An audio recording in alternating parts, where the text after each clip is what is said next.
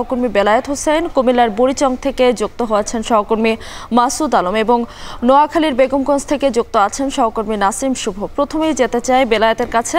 বেলায়েত, লক্ষ্মীপুরে বন্যা পরিস্থিতি কেমন দেখছেন? এবং গত সংবাদে আমরা দেখেছিলাম যে 1 ফুট পর্যন্ত পানি বেড়েছে, এখন কি অবস্থা দেখছেন? এবং আশ্রয় কেন্দ্রগুলোতে যারা রয়েছেন তাদের অবস্থা কি, এবং যারা আশ্রয় কেন্দ্রে আসতে পারেন নাই তারা ঠিকমতো ত্রাণ পাচ্ছেন কিনা জানাবেন।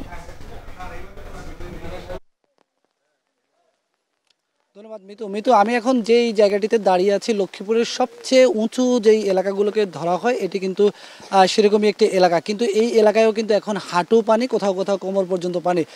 তার অর্থ বোঝাই যাচ্ছে যে পুরো লক্ষ্মীপুরে আসলে এই মুহূর্তে কি অবস্থা বিরাজ করছে।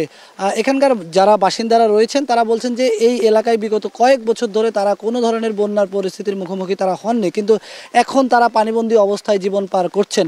আমি রয়েছি লক্ষ্মীপুরের সদর উপজেলার মিরপুর গ্রামে।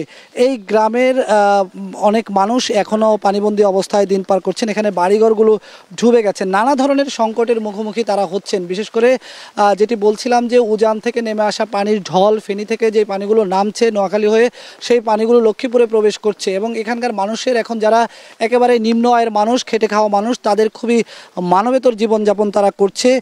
ত্রাণের গাড়িগুলো কিন্তু এই সব প্রত্যন্ত এলাকায় ঢোকার কোনো সুযোগ পাচ্ছে না। অনেকেই আমাদের সংবাদ দেখে আমাদের সঙ্গে যোগাযোগ করার চেষ্টা করেছেন এইসব এলাকায় কিভাবে ত্রাণ পৌঁছানো যায়, কিন্তু এসব এলাকায় পর্যাপ্ত নৌকার অভাব রয়েছে। সার্বিকভাবেই যানবাহনও প্রবেশ করতে পারছে না। সব মিলিয়ে এখানকার মানুষের একেবারে বলা যায় যে মানবেতর জীবনযাপন হচ্ছে। আমরা যেই জায়গাটিতে আছি তার পাশেই একটি এতিমখানা রয়েছে, যেখানে আসলে এই প্রতিষ্ঠানটি এতিমদের জন্য করা হয়েছে, কিন্তু এই পুরো এতিমখানার যেই 4th তলা ভবন, 4 তলা ভবন, এই ভবনে পানিবন্দী মানুষরা এসে এখানে আশ্রয় নিয়েছেন। এখানে প্রায় 50 জনের মতো মানুষ এই এতিমখানায় আশ্রয় নিয়েছেন। এতিমখানার নিচেও যদি আমরা বলি যে সেখানেও কিন্তু হাঁটু পরিমাণ পানি, অর্থাৎ এলাকায় যেই ভবনগুলো আশ্রয় কেন্দ্র হিসাবে পরিচিত সেগুলোতে তো মানুষ অবস্থান করছেনই, তার পাশাপাশি বিভিন্ন শিক্ষা প্রতিষ্ঠানে কিন্তু মানুষ ভরে গিয়েছে।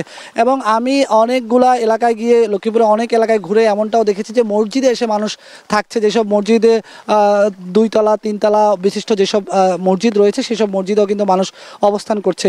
সব মিলিয়ে 9 লাখের মতো মানুষ পুরো লক্ষ্মীপুর জেলা এখন পানিবন্দী অবস্থায় আছে। লক্ষ্মীপুরের যতগুলো এলাকায় আমরা ঘুরেছি, বেশিরভাগ এলাকা থেকে আমাদের কাছে যে খবর আছে সেটি হচ্ছে যেই আশ্রয়কেন্দ্রগুলো রয়েছে সেখানে আর কোনো ধারণ ক্ষমতা নেই। এবং যারা আশ্রয়কেন্দ্রে অবস্থান করছেন সেখানে অনেক আশ্রয়কেন্দ্রের পরিবেশ আমরা এরকমও দেখেছি যে সেখানে যারা অবস্থান নিয়েছেন তাদের ঘুমানো তো দূরের কথা, তারা তিল ধরানোর ঠাঁই নেই, তারা বসার জায়গাটুকু পাচ্ছেন না।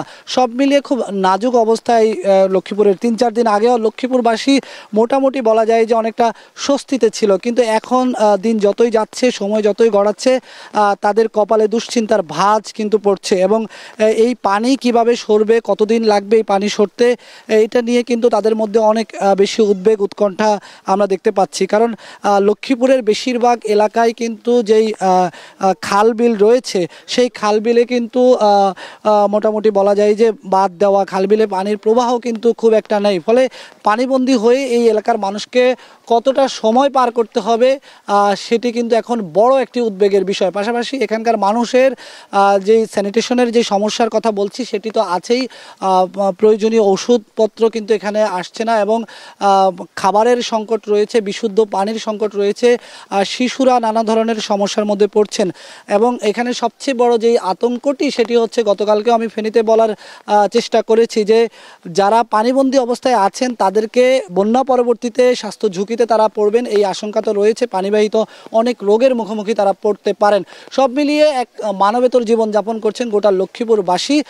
লক্ষ্মীপুর থেকে এই ছিল আমার কাছে সবশেষ সংবাদ। আমরা চলে যেতে চাই কুমিল্লার বুড়িচং উপজেলায়, সেখানে আছেন আমার সহকর্মী মাসুদ আলম। মাসুদ, আপনি আমাদেরকে একটু জানাবেন লক্ষ্মীপুরের পাশাপাশি আসলে এই মুহূর্তে কুমিল্লার অবস্থাটা কি? মাসুদ।